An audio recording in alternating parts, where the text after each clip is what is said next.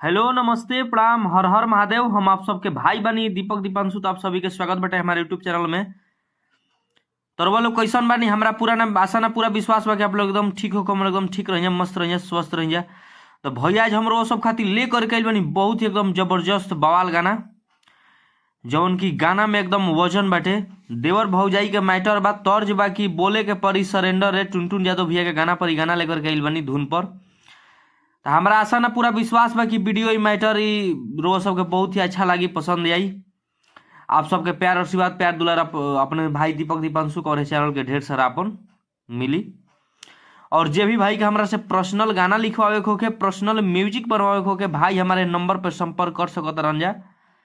भाई लोग के एकदम कम से कम खर्च में अच्छा अच्छा काम होता। तो प्लीज आप लोग एक बार सेवा का मौका जरूर दे जा।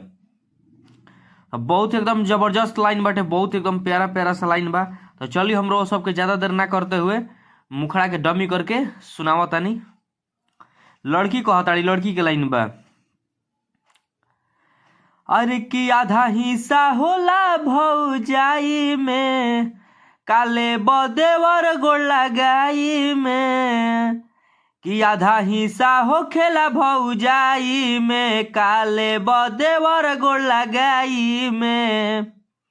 तो लड़का कहता बहुत एकदम जबरदस्त लाइन, अरे की हटे नु होली भैया ना बोली, मन करता कुछ काम करे के। आ होली में हमारो के देह दए भौजी, छुके दोनों पारा नाम करे के। होली में हमारो के देह दए भौजी, दोनों छुके पर नाम करे के। तो हमारी मुखड़ा रो सबका कैसा लागल आप सब कमेंट करके जरूर बतलाइए। चलिए हम फर्स्ट अंतरा की ओर लेकर के चलते नहीं। तो हमनी के फर्स्ट अंतरा बाटे। तो जे भी भाई के पर्सनल गाना लिखवावे को की या म्यूजिक बनवावे को की, भाई एक बार हमसे संपर्क जरूर कर सकत ना। तो चलिए आप सभी अंतरा के भी ध्यान से सुनब जा, ध्यान से देखब जा। आप लोग कमेंट करके जरूर बतलाइए कि हाँ गाना कैसा लागल। और जे भी भाई हमारे इस चैनल पर नया बने, प्लीज आप लोग से रिक्वेस्ट बा भैया कि इस चैनल के सब्सक्राइब कर दी। वीडियो का आप लोग एक एक लाइक जरूर करब जा।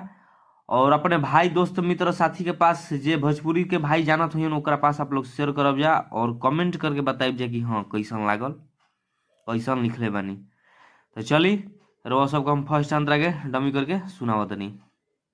लड़की के लाइन बा, राखी कैसे मन सगरी मची जाई सोर।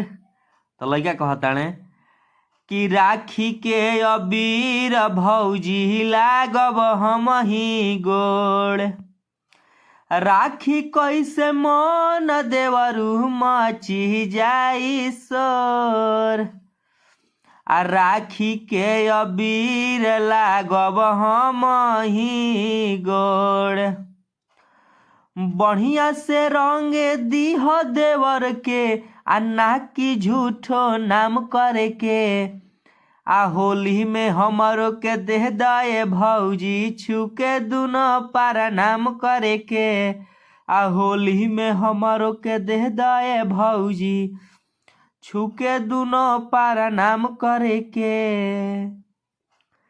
तो हमारी फर्स्ट अंतराल है वो सबका कैसा लागल आप सब कमेंट करके जरूर बतलाइब जा। अच्छा लगी तो आप लोग वीडियो के ज्यादा से ज्यादा शेयर करब जा। चलिए नेक्स्ट सॉन्ग ले टाटा बाय बाय, जय हिंद, जय भारत, जय हो भोजपुरी समाज, जय हो मां सरस्वती।